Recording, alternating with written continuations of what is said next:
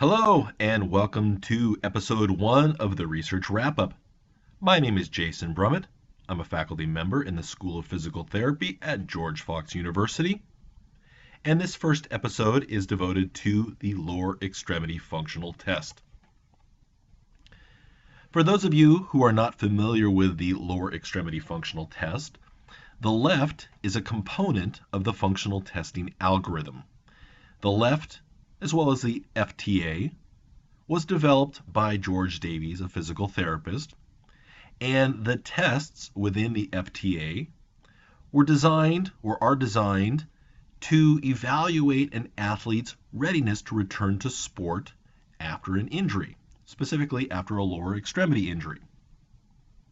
So there are a series of criteria or scores that one must demonstrate before he or she should be discharged back to sport. Now, we don't have time in this screencast to discuss all of the components of the FTA, and if you're interested in learning more about the FTA, then I would recommend checking out some of the references listed on this slide. What was always interesting to me about the FTA, though, is if we have scores that are associated with somebody being able to return to sport after injury, could we potentially use components of the FTA to identify athletes who are at risk for injury during the season? So, what is the lower extremity functional test? Well, it is a very easy test to administer. What you need is space within your clinic or near your clinic where you can set up a diamond-shaped course. It's 30 feet in the north-south direction and 10 feet in the east-west direction. You see there on this particular slide all of the different agility maneuvers that one must complete when performing the test. This test has been determined or found to be both valid and reliable. Now, on this particular slide here, it goes into some more detail about the different agility maneuvers in the lower extremity functional test. Now, if you haven't seen the left perform before, you can go to YouTube and enter lower extremity functional test, and there's 1 or 2 videos in YouTube which demonstrate it. Now, they're not great videos, and so I would ultimately recommend you to check out the textbook from Michael Ryman and Rob Mansky, Functional Testing in Human Performance. It goes into great detail, as well as they discuss the FTA, and there are some videos that come along with the book, including a video of the left.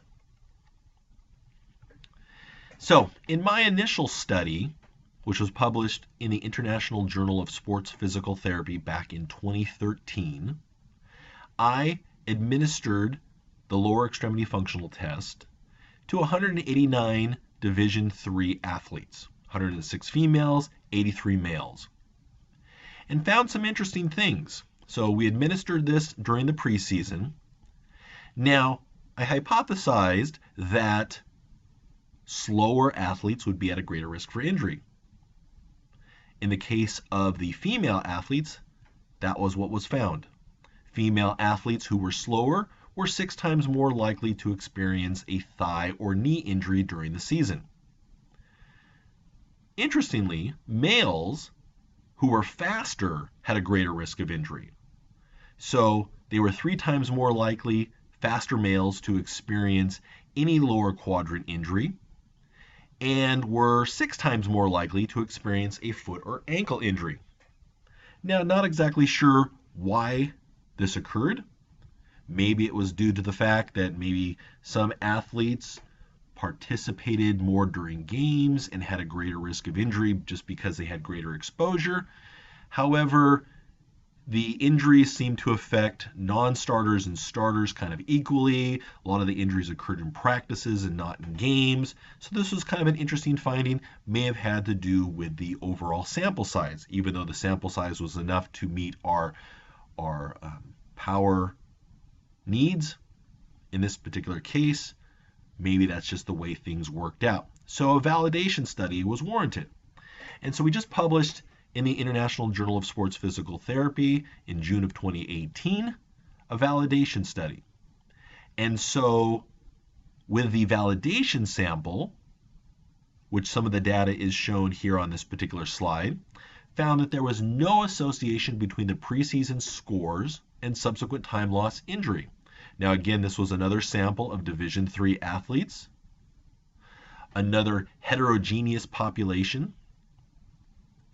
And if we combine the data from 2013 and 2018, now that data is not presented here in this screencast, but it's within the article, we also found that the overall larger sample size, again, no association between preseason scores and subsequent time loss injury.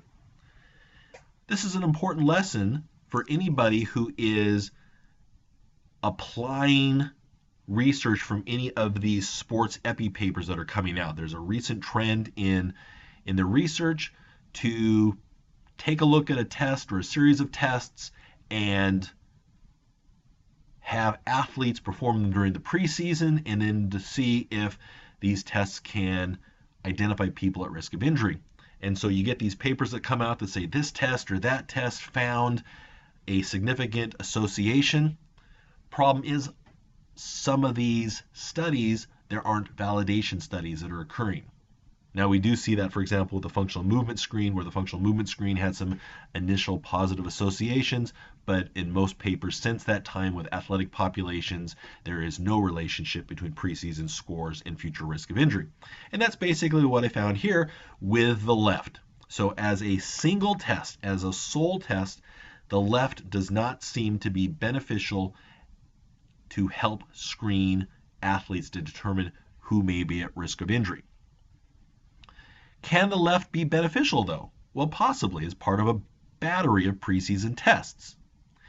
In an analysis of our data, if somebody had lower scores, suboptimal scores on the standing long jump with their bilateral single leg hops and with the left, they were 9 times more likely to experience a thigh or knee injury. That study is going to be coming out soon. It's in press right now with the Journal of Strength and Conditioning Research. So, for the left, what should its primary use be? Well, at this time, I think it should be used as part of the functional testing algorithm to help clear an athlete to return to sport. The new 2018 paper by my group presents descriptive data for 395 collegiate athletes from 10 different sports. So if you get the paper, there's some good descriptive data there. A possible use of the left could be for screening athletes to determine or identify athletes who may be at risk for a time loss lower quadrant injury. And we're doing additional validation samples. I've got another group that I'm looking at here, another heterogeneous population of D3 athletes to see if the estimate that I reported a few slides ago that's going to be coming out in the Journal of Strength and Conditioning Research, if that holds up. And also taking a look at an independent sample of 130 female collegiate volleyball athletes. So we'll see if it holds up or not. Now, if you'd like to contact me at all, you can reach me at jbrummett@georgefox.edu. And if you want to find some of these papers, they can be found on my ResearchGate page there. Thank you for listening. See you next episode.